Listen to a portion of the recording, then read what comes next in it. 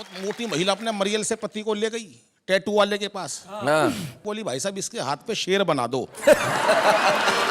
Tattoo वाले ने पूरी फिगर देखी, 40 किलो का पति। बोला बहन जी इस पे सांप बनेगा।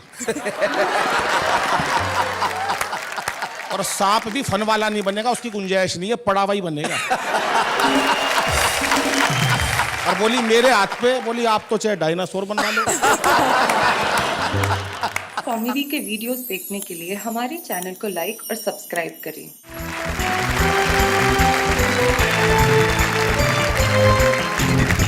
क्या करते हैं, कहाँ से शुरुआत की जाए? रसिक जी से। रसिक जी क्यों? क्योंकि वो अपने हास्य रस को यहाँ बिखेरे तो और सबको हंसाए। तो फिर बाकी लोग क्या यहाँ पे केले बेचने आए? होता है आदमी क्या है कि हमेशा ये चाहता है कि उसके तरह के लोग जो हैं उनका वो साथ देता है।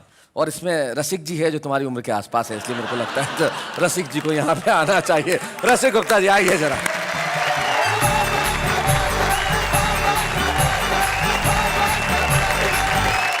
आप सभी को नववर्ष की 4 पंक्तियों में शुभकामनाएं देता हूं जी। कि कौन कहे कवियों का अकाल आ गया, छुपे रुस्तमों का ये धमाल आ गया। वाह वाह वाह क्या बात है, देख रहे सब खुशियां मनाओ, नया साल आ गया। और दुनिया का कितना ही बड़े से बड़ा डॉक्टर हो, उसे हंसी का इंजेक्शन लगवाने के लिए वाह वाह क्या बात में आना ही पड़ेगा। क्या बात है। और हंसी के इंजेक्शनों की हम शुरुआत करते हैं जी। कि एक नेता ने अपनी पत्नी से कहा, तुम तो कहती थी मुझे बहुत प्यार करती हो, सिर्फ मुझी पे मरती हो। हाँ। लेकिन मैंने देखी नहीं आज तक तुम्हारे जैसी लुगाई। अच्छा। चुनाव मैं लड़ रहा हूं और वोट तू विपक्षी उम्मीदवार को दे आई। तो पत्नी बोली, मेरे भोले पतिदेव, मेरे प्यारे पतिदेव, मेरे नेता पतिदेव, मैं खुद अपनी राहों में कांटे बोना नहीं चाहती और तुम्हें वोट देके 5 साल के लिए खोना नहीं चाहती। क्या बात है, वाह वाह वाह वाह। और एक पति की बाल कटवाने की 100 रुपए की फिजूल खर्ची पर पत्नी का चढ़ गया पारा। अच्छा। बोली मुझे कुछ हो गया तो तुम्हारा कैसे चलेगा गुजारा। तो पति बोला, तुम बिल्कुल चिंता मत करो, मुझे पता है बाजार में हर चीज की कीमत कितनी चढ़ गई है और तुमसे मांगते मांगते मुझे भीख मांगने की आदत सी पड़ गई है। और एक दिन मेरा बेटा मुझसे कह रहा था, पापा पहले तो लोग शादी कराते हैं फिर कहते हैं कि शादी बर्बादी है। मैंने कहा बेटा अकल बादाम खाने से नहीं ठोकर खाने से आती है। पत्नी का और घड़ी का जीवन में बड़ा गहरा संबंध है जी। मैंने उस पर पूरी रिसर्च की है। पत्नी और घड़ी का बहुत संबंध है, क्योंकि जब भी आदमी के जीवन में पत्नी आती है बुरी घड़ी आ ही जाती है। मैंने उस पर रिसर्च की है, वो रिसर्च आपको सौंपता हूँ। देखिए सुना, घड़ी 24 घंटे टिक टिक करती रहती है और पत्नी 24 घंटे चिक चिक करती रहती है। अच्छा, घड़ी की सुइयां घूम फिर कर वहीं आ जाती हैं। इसी प्रकार पत्नी को आप कितना भी समझा लो, वो घूम फिर कर वहीं आ जाएगी, बड़ी बात ही मनवाएगी। क्या बात है। अच्छा, घड़ी में जब 12 बजते हैं तो तीनों सुइयां एक दिखाई देती हैं, लेकिन पत्नी के जब 12 बजते हैं तो एक पत्नी भी 3-3 दिखाई देती है। अच्छा, घड़ी के अलार्म बजने का फिक्स टाइम है, लेकिन पत्नी के अलार्म बजने का कोई फिक्स टाइम नहीं है। 24 घंटे में कभी भी बज सकता है। अच्छा, घड़ी बिगड़ जाए तो रुक जाती है, पत्नी बिगड़ जाए तो शुरू हो जाती है। अच्छा, घड़ी बिगड़ जाए तो मैकेनिक के जाती है, पत्नी बिगड़ जाए तो मैं के जाती है। बहुत अच्छे। घड़ी को चार्ज करने के लिए सेल का प्रयोग होता है और पत्नी को चार्ज करने के लिए सैलरी का प्रयोग होता है। क्या बात है भाई, वाह वाह वाह वाह वाह वाह वाह। लेकिन सबसे बड़ा अंतर ये कि घड़ी को जब आपका दिल चाहे आप बदल सकते हो, लेकिन पत्नी को चाहकर भी बदल नहीं सकते। उल्टा पत्नी के हिसाब से आपको खुद को बदलना पड़ता है। क्या बात है, वाह वाह वाह। क्या बात है। नववर्ष पर मैं अपने नए नए बुआ फूफा अच्छा सभी बारातियों की तरफ से 4 पंक्तियां मैडम जी को समर्पित कर देता हूँ। वाह वाह वाह, क्या बात है। भाई बहुत अच्छा। कि भोला तेरा चेहरा देखा सारे जग से न्यारा, हाय हाय। भोला तेरा चेहरा देखा सारे जग से न्यारा, सुंदरता की पूजा करते क्या कसूर हमारा, जतन किए कितने पर दिल ये काबू में ना आया, हाँ। हमको तो मैडम तेरी मुस्कुराहट ने मारा। मैं आपकी गलतफहमी को दूर कर दूं। जी जी। मैं तो अनमोल हूँ, तुम मेरा दाम नहीं हो। मैं तो अनमोल हूँ, तुम मेरा दाम नहीं हो। कर दे मुझे मदहोश, ऐसा कोई जाम नहीं हो। और मुझे पाने के लिए लेना होगा दूसरा जन्म, कि मैं जिसकी राधा हूँ, तुम वो श्याम नहीं हो।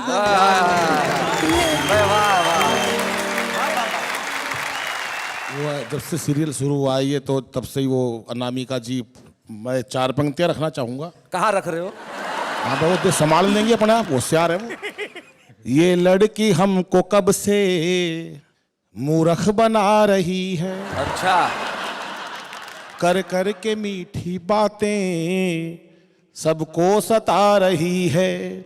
शैतान चुलबुली सी प्यारी सी भोली भाली, भैया किसी को चाचा फूफा बता रही है। लेकिन देखिए इस मामले में इधर से इसने कुछ कहा, इधर से उसने कुछ कहा, कविता का मामला अटक गया, कार्यक्रम राह से भटक गया। उधर ये कहती रही, इधर ये कहता रहा, या बीच में लटक गया। जिस धरती पर जन्म लिया है गीत उसी के गाना, धरती माता से ही मिलता सबको पानी दाना। दिए जलाओ करो रोशनी, आंधी से क्या डरना, अरे उनका काम बुझाना है तो अपना काम जलाना। वाह वाह वाह, वाह।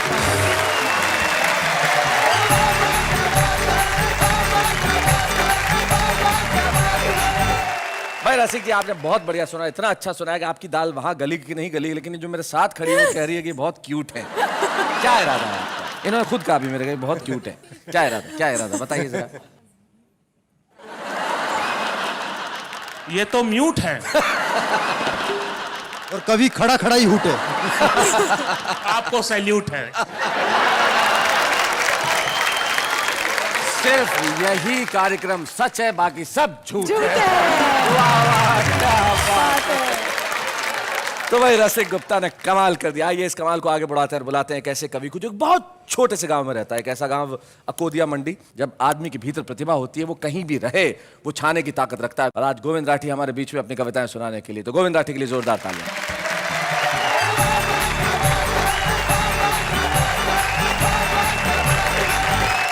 आप सभी को नव वर्ष पर हार्दिक शुभकामनाएं देता हूं। एक कविता यूं बन गई कि पिछले कुछ वर्षों में कुछ डायलॉग बड़े फेमस हुए। हाँ। मैंने उन तमाम डायलॉगों को एक कड़ी में पिरोया। छुपा रुस्तम और छुपी रुस्तम में भी सुने। स्वागत है। कि आजकल बच्चों पर फिल्मी संस्कृति का ऐसा प्रभाव पड़ा है कि उनकी जुबान पर फिल्मों का एक एक डायलॉग चढ़ा है। अच्छा। एक दिन बेटे ने कहा, पापा बाहर सड़क पर आया है आइसक्रीम वाला, तो मैंने उसकी एक तरफ एक 5 रुपए का सिक्का उछाला।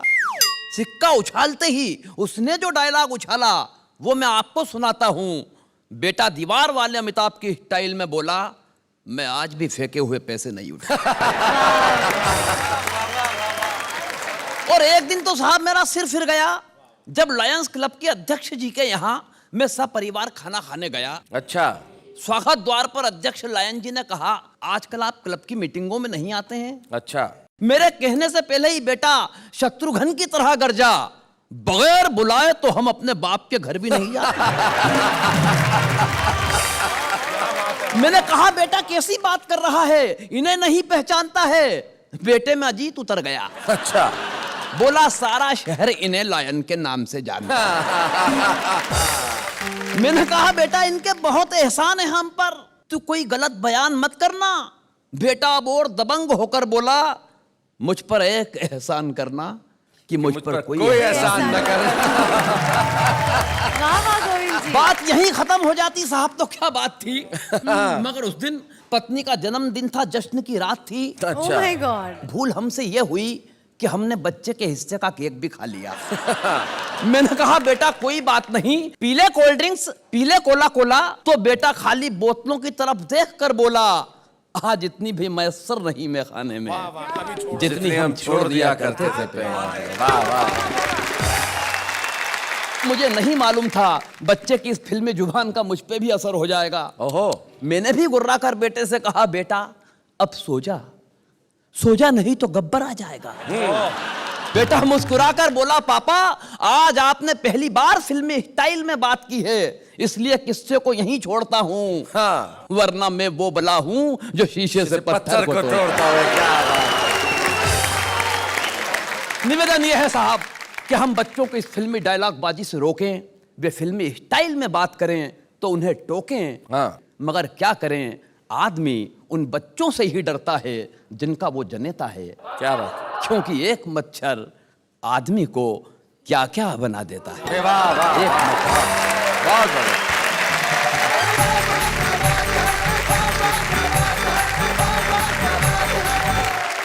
आपने सिर्फ कविता ही नहीं सुनाई है, हमारे समाज को दिशा देने वाला एक रूप भी दिया है। बहुत बहुत धन्यवाद देना चाहता हूँ। भूख जब लगती है तो आदमी खाना खाता है, खाना खाता है तो आदमी रोटी खाता है, सब्जी खाता है, दाल खाता है। यानी कि जिंदगी में भूख का दाल से बहुत गहरा संबंध है। और दाल का हमारे यहाँ पे एक व्यक्ति उपस्थित है, उसका भी बहुत गहरा संबंध है। किसका? बेचता दालें हैं पर लिखता कविता है।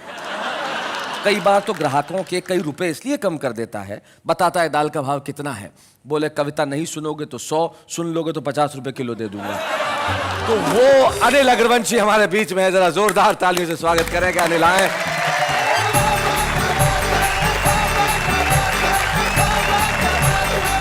मैं तो बहुत देर से इंतजार कर रहा था, आप मेरे को कब उठाओगे। तो मेरा तो दम घुट गया इन दोनों के बीच में। अब सांस आया मेरे को भाई साहब। और दालों की बात बताई शैलेश जी ने, कई बार बड़ी दिक्कत का सामना करना पड़ जाता है रसिक जी। एक छंद के द्वारा समर्पित करता हूँ जी। कि कविता पढ़ूं तो भाव दालों के ही याद आए, कविता पढ़ूं तो भाव दालों के ही याद आए, कविता के भाव याद आते नहीं मुझको। अच्छा। कि दाले जब बेचूं तो कविता याद आए मुझे, मोठ मूंग राजमा लुभाते नहीं मुझको। कि ग्राहक सारे जानते हैं देश का बड़ा कवि हूँ, अच्छा। ग्राहक सारे जानते हैं देश का बड़ा कवि हूँ, दाले वो खरीद के सताते नहीं मुझको। कि दाल के व्यापारी को कविता से क्या लेना देना, आयोजक ये सोच के बुलाते नहीं मुझको। और वावा का धन्यवाद करता हूँ कि वावा ने हमें बुलाया है। कुल मिला के यहाँ आपकी दाल गल गई। क्या बात है। वाह वाह अनिल जी, बहुत अच्छे, बहुत बढ़िया। बहुत सुंदर जोड़ी शैलेश जी की और आपकी लग रही है साहब। जोड़ियां तो आपने एक ये भी निश्चित करी थी, और भाई साहब ये जोड़ी बिल्कुल नहीं मिल रही है। तो छंद द्वारा बताता हूँ आपको जी। कि दो दिलों का योग का हो चाहे संजोग का हो, राम जी ने कैसी कैसी जोड़ियां बनाई है। कि मेल अनमेल कहीं हुई रे लंपेल कहीं, एक दूजे संग कैसी कुंडली मिलाई है। क्या बात। कई बार ऐसी स्थिति हो जाती है कि जुल्फे घटाओ जैसी पत्नी की देखी कभी पति जी का सर जैसे चांद की गोलाई है। और भोर जैसा उजला कलर पत्नी का देखा, पति ऐसा देखा जैसे रात की सिहाई है। बहुत मोटी महिला अपने मरियल से पति को ले गई टैटू वाले के पास। बोली भाई साहब इसके हाथ पे शेर बना दो। टैटू वाले ने पूरी फिगर देखी, 40 किलो का पति। बोला बहन जी इस पे सांप बनेगा। और सांप भी फन वाला नहीं बनेगा, उसकी गुंजाइश नहीं है, पड़ा हुआ ही बनेगा। और बोली मेरे हाथ पे, बोली आप तो चाहे डायनासोर बनवा लो। तो भाई साहब जोड़ियों का हिसाब ऐसा ऐसा हो जाता है, और बहुत ऊंचाइयों तक ये हमारा वाह वाह गया है। मेरे को तो एक घटना याद आती है शैलेश जी। गांव का एक व्यक्ति भाई साहब, उसने हेलीकॉप्टर चलाना सीख लिया। अच्छा। उसके घर वालों ने कहा यार हेलीकॉप्टर की सैर करा दो। बोला नहीं शोर मचाओगे। बोला क्यों शोर मचाएंगे, बिठा ले। उसने पूरा परिवार हेलीकॉप्टर में बिठा लिया। हेलीकॉप्टर काफी ऊंचाइयों तक चला गया, कोई नहीं बोला रास्ते में। उसने मना कर रखी थी, पीछे मुड़ के देखा सब नाराज हुए पड़े हैं। उसने कहा कोई कुछ तो बोलो, कोई नहीं बोला। उसने अपनी माँ से कहा माँ तू ही कुछ बोल। उसकी माँ बोली बेटा मैं अब क्या बोलूं, मैं तो जब ही नहीं बोली जब तेरा बाप नीचे गिर गया था। मैं एक नया विषय बिल्कुल शैलेश भाई, एक छोटा शैतान बच्चा सूर्य भगवान को अपनी दोस्ती करके धरती पर कैसे लाता है, समर्पित करता हूं साहब। कि कल अचानक सूर्य भगवान से मुलाकात हुई। अच्छा। क्योंकि पृथ्वी घूम रही थी इसलिए साहब चलते चलते बात हुई। अच्छा। चरणों में प्रणाम करके मैंने पूछा, हे सूर्य देव, आकाश में घूमने का क्या आपका एक ही रूटीन है? कभी बोरियत फील करो तो नीचे आ जाना। हाँ। हमारे पास बहुत बड़ी जमीन है। हाँ। जबकि सूर्य भगवान 100 गुना बड़े हैं पृथ्वी से, लेकिन उसका बच्चे का बन उन्होंने बुला लिया। कभी बोरियत फील करो तो नीचे आ जाना, हमारे पास बहुत बड़ी जमीन है। अभी पिछले दिनों आमिर खान भी तारे जमी पे लाए थे। अच्छा। शायद रात का समय रहा होगा, इसलिए भगवान आपको वहीं छोड़ आए थे। खैर कोई बात नहीं प्रभु, अब मैं आपको अपने साथ पृथ्वी पर ले जाऊंगा और सबसे पहले आपको भारत और पाकिस्तान के बीच होने वाला day and night cricket match दिखाऊंगा। अच्छा। बड़ा मजा आएगा जब आपकी वजह से भगवान वो day and night match day and day रह जाएगा। वैसे रोशनी की कमी के कारण कई बार मैच रद्द करने पड़े हैं। ये इतिहास का पहला मैच होगा भगवान जो तेज रोशनी के कारण रोक दिया जाएगा। क्या बात है। मैच के दौरान यदि बारिश आ जाए तो प्रभु आप पिच का सारा पानी सोख लेना। खिलाड़ियों के लिए यदि मैदान पर कोल्ड ड्रिंक वगैरह लाएं, उस समय अपने आप को रोक लेना। वैसे इंटरवल में खाने के लिए हम घर से कच्ची मक्का ले जाएंगे और आपके चरणों से छुआ छुआ के पॉपकॉर्न बना के खाएंगे। क्या बात है, वाह वाह वाह, बहुत अच्छे। हे प्रभु, आप अकेले ऐसे भगवान हैं जो प्रत्यक्ष रूप से दिखाई पड़ जाते हैं।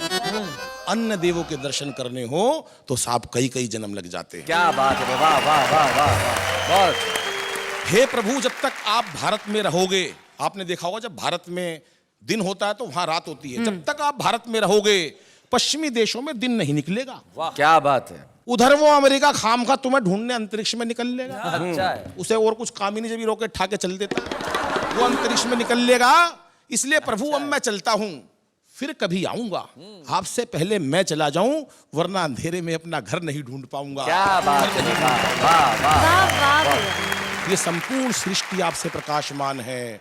आपकी नजर में ना कोई हिंदू है ना कोई मुसलमान है। वाह वाह वाह, बहुत। इसलिए जाने से पहले इतनी कृपा कर देना, इस प्राणी मात्र के हृदय से वैर भावना को दूर कर प्रेम व ज्ञान का प्रकाश भर देना। प्रेम व ज्ञान का प्रकाश भर देना। धन्यवाद।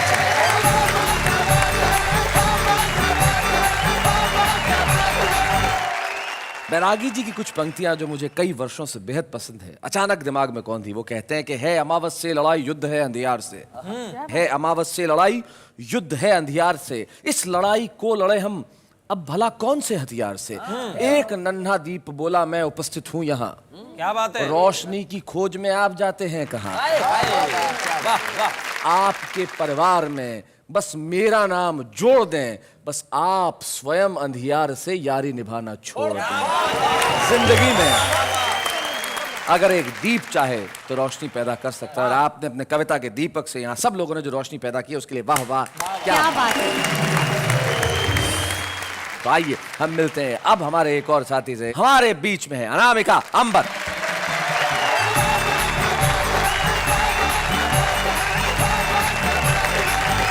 नया साल आने वाला है और मैं नए साल की बात से ही अपनी बात शुरू करती हूँ। स्वागत है। नया नया ये वर्ष है, नया है अपना साथ। वाह वाह क्या बात है, वाह वाह क्या बात साथ है अंजलि तारक। नया हो वर्ष मुबारक, साथ है अंजलि तारक। नया हो वर्ष मुबारक। और दोहा प्रस्तुत करती हूँ कि गीत गजल की छंद की लाई हूँ सौगात। क्या बात। हंसते गाते बोलते कट जाएगी रात रात, ये है मतवाली बजाओ मिलकर ताली। रात ये है मतवाली बजाओ मिलकर ताली। बहुत बढ़िया। आदरणीय बहुत वाह वाह वाह कर रहे हैं। और ये ऐसे हैं जो अपनी पत्नी को घर पर जाकर क्या बताते हैं और दुनिया के सामने कैसे रहते हैं। मैं समर्पित करती हूँ कि यूं दुनिया के सामने घूमे बनकर राम। राम। अनिल जी सुनिएगा, चाचा जी। यूं दुनिया के सामने घूमे बनकर राम, पर नारी जो दिख गई तो बन जाते घनश्याम, छोड़कर सब मर्यादा जपे फिर राधा राधा, छोड़कर सब मर्यादा। अभी यहाँ पर बहुत सारी बातें चल रही थी कि लड़कियां तो ऐसी हैं वैसी हैं, फैशन की भी बात चल रही थी। तब मैं एक दोहा समर्पित करती हूँ लड़कियों की तरफ से और लड़कों को समर्पित करती हूँ लड़के कैसे होते हैं क्या। हाँ, बहुत धन्यवाद। बात पे लड़कों की कभी मत करना विश्वास, आज है इनके साथ तो कल उनके है पास, ये बिन पेंदी के लौटे करम है इनके खोटे, ये बिन पेंदी के लौटे करम है इनके खोटे। तुम कह रही थी लड़कों की बात कर रही थी, मैं बता दूं जी लड़कियों की भी। लड़की की भी देख ली हमने अब की चाल, अच्छा, उसी के बाजू बैठती जेब में जिसके माल, बड़ी ही तेज कुड़ी है कि खुशबू की लड़ी है। इसका उत्तर तो देना ही पड़ेगा ना। हाँ, मैं बिल्कुल बिल्कुल उत्तर दूंगी, आपकी बात रखूंगी। मैं यही कहूंगी कि प्रेम प्यार को मानिए घोर मोह का जाल, किया इसी जंजाल ने रावण का क्या हाल, छोड़कर सारे काम जपो तुम जय सिया राम, छोड़कर सारे काम जपो तुम जय सिया राम। मैं तो यहाँ यही निवेदित करूंगा जी, एक कोने में दिल के बसा लीजिए, लाज हाथों में है जो बचा लीजिए। क्या बात है। रुक्मिणी भी नहीं राधिका भी नहीं, श्याम पल भर को मीरा बना लीजिए। क्या बात है, वाह वाह वाह वाह। श्लेष जी, आपने बात कही है तो आप भी सुनिएगा कि फैसला कोई भी हो दिल में उतर कर करना, फैसला कोई भी हो दिल में उतर कर करना, जो तुझको दिल में रखे उसको हम सफर करना, और मेरे माथे की लकीरें भी यही कहती हैं अंबर, ये मोहब्बत है जरा सोच समझ कर करना। भाई अनामिका, तुम इतनी देर से कभी रसिक पांडे कभी अनिल अग्रवंशी इन सबको कह रही हो, इनकी उम्र देखो बेचारों की। अब तुम उनको कितना भी कह दो ये जवाब नहीं देंगे। क्यों नहीं देंगे मैं बताता हूँ। मुनव्वर राणा कहते हैं कि वो जालिम मेरी हर ख्वाहिश ये कह के टाल जाता है, दिसंबर जनवरी में कौन नैनीताल जाता है। आप तो गीत सुनाइए। आप गीत सुनाइए, आप जी। गीत सुनाइए। गीत आपके बीच रखती हूँ। जी। प्यार में थोड़ी सी खट्टी मीठी तकरार जरूरी है, आंखों के इस कारोबार में दिल की हार जरूरी है, आंखों के इस कारोबार में दिल की हार जरूरी है, खुद पर खुद से भी ज्यादा उसका अधिकार जरूरी है, आंखों के इस कारोबार में दिल की हार जरूरी है। लोग जिसे कहते हैं बुरा वो जाने क्यों लगता है भला, ये वो जादू जिस पे चला, हाँ ये वो जादू जिस पे चला, फिर उसका दिल पे वश न चला। प्यार खता है पर ये खता, प्यार खता है पर ये खता करना एक बार जरूरी है, आंखों के इस कारोबार में दिल की हार जरूरी है, आंखों के इस कारोबार में दिल की हार जरूरी है। और गीत का अगला और अंतिम मंत्र प्रस्तुत करती हूँ, सुनिएगा। स्वागत है। मैं नदिया तुम मेरा किनारा, मैं वीणा तुम तार बनो। क्या बात है। मैं नदिया तुम मेरा किनारा, मैं वीणा तुम तार बनो, तुम बिन सदा अधूरी हूँ मैं जीने का आधार बनो, मेरी हर एक कहानी में, मेरी हर एक कहानी में तेरा किरदार जरूरी है, आंखों के इस कारोबार में दिल की हार जरूरी है, प्यार में थोड़ी सी खट्टी मीठी तकरार जरूरी है, आंखों के इस कारोबार में दिल की हार जरूरी है। अब बता ही दीजिए ना शैलेश जी, क्या नए साल का रेजोल्यूशन क्या होगा? मेरा नए साल का रेजोल्यूशन मैंने इस बार यूं तय किया है कि मैं बुजुर्गों का आदर करूंगा, उनकी कही हुई हर बात मानूंगा। क्या आप ये ठीक से कर पाएंगे? हाँ, क्यों नहीं, आप कुछ भी कह के देखिए, मैं आपका सम्मान करूंगा, आपकी हर बात मानूंगा। हम बुजुर्ग हैं तो है। अब जो भी हम कहेंगे आपको मानना पड़ेगा। हम मतलब? हम आपके बुजुर्ग। हम नहीं, मैं आपकी बुजुर्ग। जी जी आचार्य जी, श्री। जी जी जी, देखिए बुजुर्ग ने हाथ जोड़ लिए। आजकल की पीढ़ी यही कर रही है कि ऐसा कुछ करती है कि बुजुर्ग भी हाथ जोड़ लेते हैं, लेकिन यहाँ जो पीढ़ी बैठी है वो ऐसा नहीं करती। ये वो पीढ़ी है जो बुजुर्गों का सम्मान भी करती है, हिंदी कविता का सम्मान करती है। हमारे बीच में हमारे एक ऐसे ही साथी हैं जो हमारी आचार्य पीठ के एक बड़े अनुशासित सिपाही हैं, और मैं उनके लिए कहता हूँ कि प्यार दीवाना होता है, मस्ताना होता है, और हर खुशी से हर गम से अस्थाना होता है। हमारे साथ है सर्वेश अस्थाना।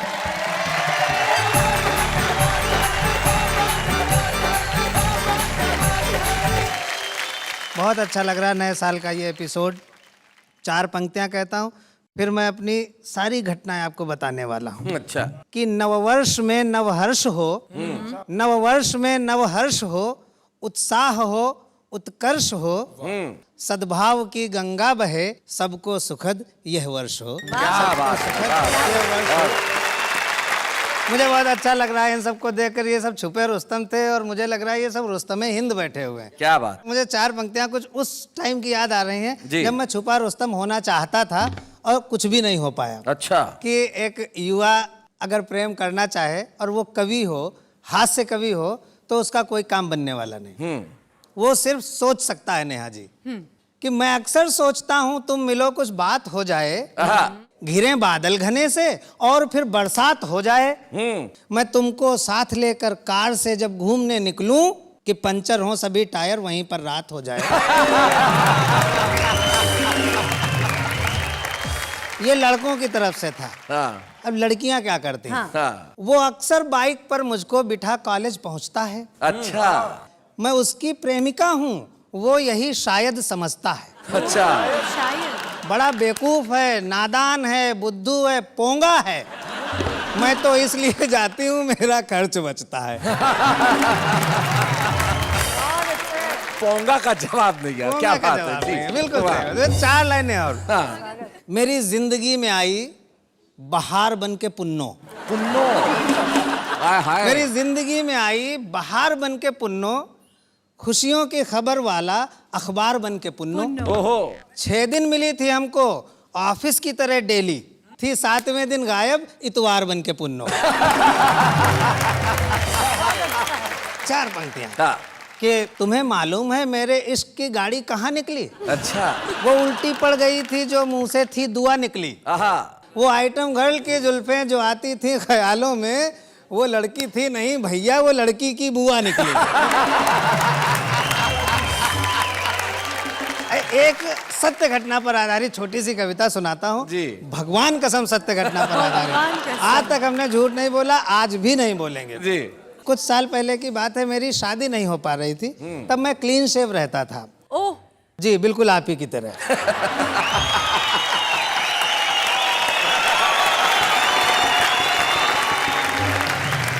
क्लीन शेव उसको कहते हैं जिसके दाढ़ी नहीं होती है। इसको आप अदरवाइज मत लीजिए, ईश्वर करे आपके दाढ़ी निकले।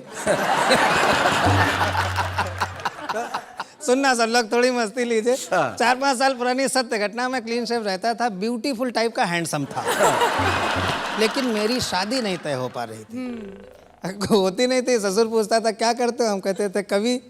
कहते थे वो तो ठीक है लेकिन करते क्या हो? तो शैलेश भाई ने उनको सलाह दी कि चाचा जी ऐसा करो कि सर्वेश का एक विज्ञापन निकलवा दो, हो सकता कोई पार्टी फंस जाए। तो मेरा वैवाहिक विज्ञापन, जिसको हिंदी में मैट्रिमोनियल कहते हैं, अच्छा। जी, उस विज्ञापन में मेरी उम्र 28 साल छपनी चाहिए थी, लेकिन वो गलती से 82 साल छप गई। उसी से ये कविता तैयार हुई थी, आपके सामने रखता हूँ जी।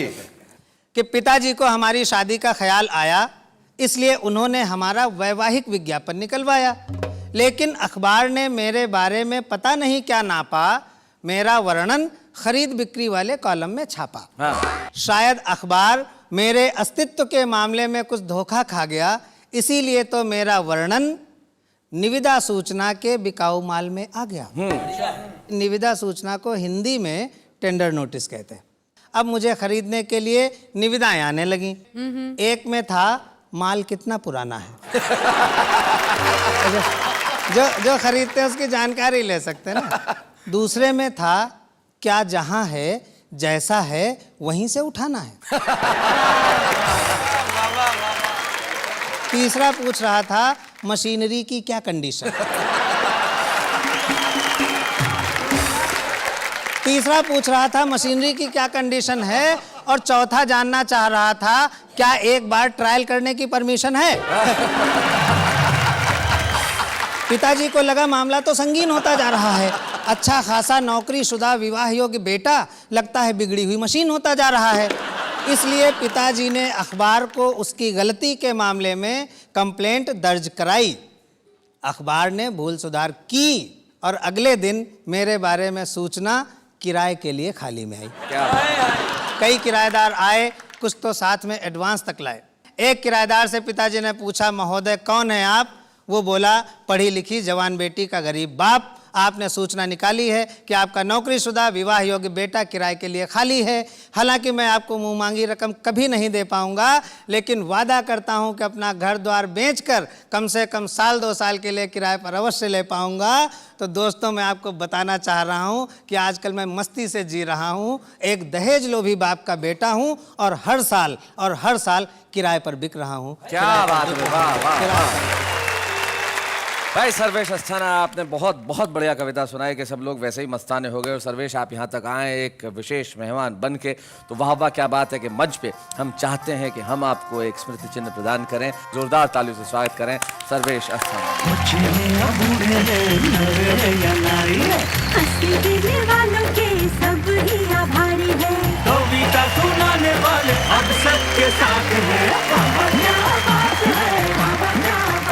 आचार्य जी जी, आने वाले कल में आपको अगर कोई एक चीज बदलने का मौका मिले तो आप कौन सी चीज बदलेंगे? ओहो, काश यही सवाल तुमने पहले एपिसोड के प्रारंभ में पूछ लिया होता।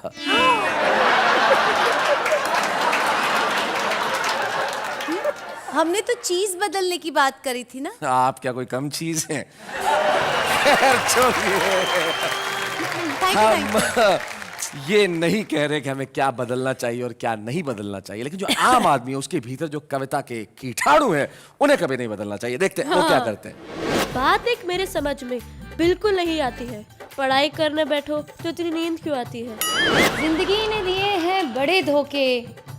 चलो कोई बात नहीं, it's okay, it's okay, it's okay.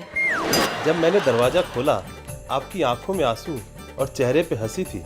पहले क्यों नहीं बताया डार्लिंग, दरवाजे में आपकी उंगली फंसी। तू क्या लेकर आया था, तू क्या लेकर जाएगा? मुझे SMS ना करके जालेम तो कितना चिल्लर बचाएगा। दिल है कच्चा, दिमाग है कच्चा। आजकल तो दिखता नहीं, क्या बात है बच्चा।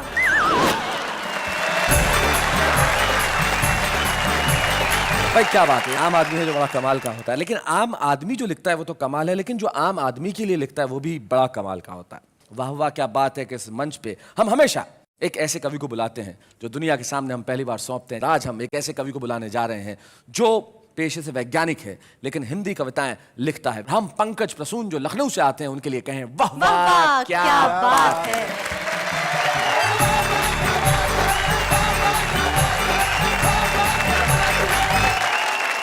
अभी बहुत अच्छा गीत सुनाया अनामिका जी ने। हम तो बस यही कहेंगे कि भाती नहीं है हमको दिलो जान की बातें। अच्छा, आओ करें प्रोटॉन और न्यूट्रॉन की बातें। क्या बात है। बहुत अच्छा। हमारे गांव में बाढ़ आती है तो हमारे नेताजी हवाई सर्वेक्षण करने आते हैं कि बाढ़ पीड़ित क्षेत्र का हवाई सर्वेक्षण कर रहे नेताजी ने देखा बहती फसलें, डूबती नस्लें, तैरते जानवर, उफनाते छप्पर और मुस्कुराए मंद मंद। मैं बोला वाह ऊंचे लोग ऊंची पसंद। क्या बात है, वाह वाह।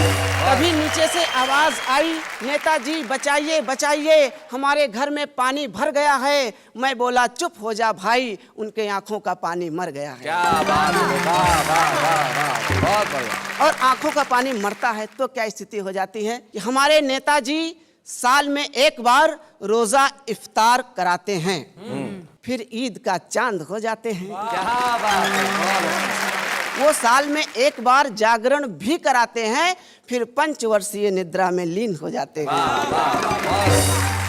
हमारे नेताजी संसद में सोते पाए गए, उन पर तरह तरह के आरोप लगाए गए। वो बोले ये सारे आरोप निराधार हैं। जिस समय विपक्ष के नेता सवालों की बौछार फेंक रहे थे, उस समय हम नींद में देश के विकास का सपना देख रहे थे। क्या बात है, क्या बात। और यहाँ पे राठी जी बैठे हुए हैं, इन्होंने भी एक सपना देखा। बोले पंकज तू शादी कर ले। मैंने कहा मैं क्यों करूँ शादी? बोले देख, अगर पत्नी अच्छी मिल गई तो जिंदगी अच्छी हो जाएगी, पत्नी बेढब मिली तो कविता अच्छी हो जाएगी। तो मैंने रिस्क लिया, हमने कहा कर लेते हैं। अच्छा, हमारी शादी हो गई। अब पत्नी को मालूम चला मैं कवि हूँ, वैज्ञानिक तो हूँ ही, मालूम चला कि मैं कवि हूँ। अब वो हमसे कह रहे हैं कि मेरे ऊपर कविता लिखो। अच्छा, अब बताइए किसी के ऊपर भला कविता क्या लिखी जा सकती है? जैसे हमारे गौतम जी बैठे हुए हैं, अब इनके ऊपर कविता लिखना हो तो आराम से लिखी जा सकती है, इनका क्षेत्रफल ज्यादा है। लेकिन वो पीछे ही पड़ गई, लिखो लिखो, तो मुझे फिर लिखना ही पड़ा। अब देखिए मैं क्या लिखूंगा कि तुम्हारी आंखों में न्यूटन का गुरुत्वाकर्षण है, जिसमें नशा इस तरह भरा है जैसे एसिड के डिब्बे में अल्कोहल धरा है। बहुत अच्छे। जाते जाते बस नए वर्ष की शुभकामनाएं देते हुए मैं एक छंद पढ़ना चाहूंगा जी। कि मुन्नी मिली, शीला मिली, चिकनी चमेली मिली, लोकपाल पाने वालों को मलाल मिल गया। ओ कवियों को स्मृति चिन्ह और लिफाफा मिले, लेखक को बस कश्मीरी शॉल मिल गया। कि राजा को मिला तिहाड़, देश को मिले हैं भाड़, हर घूसखोर को करारा माल मिल गया। ओ कोलावरी कोलावरी हुला लाला झूमो नाचो गाओ, एक और साल मिल गया। विज्ञान और साहित्य का अगर इसी तरह संगम होता रहेगा तो ये देश इसी तरह आगे बढ़ता रहेगा। आप निश्चित तौर पे बधाई के हकदार हैं और वाह वाह क्या बात है कि मंच पे हमें बड़ी खुशी है कि हम आपको ये स्मृति चिन्ह प्रदान कर रहे हैं।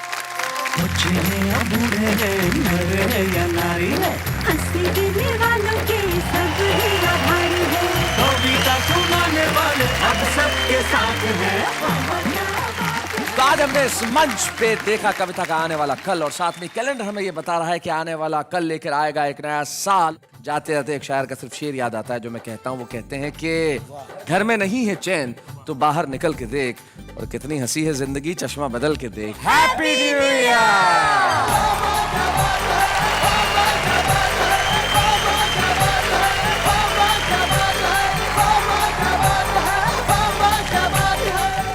कॉमेडी के वीडियोस देखने के लिए हमारे चैनल को लाइक और सब्सक्राइब करें।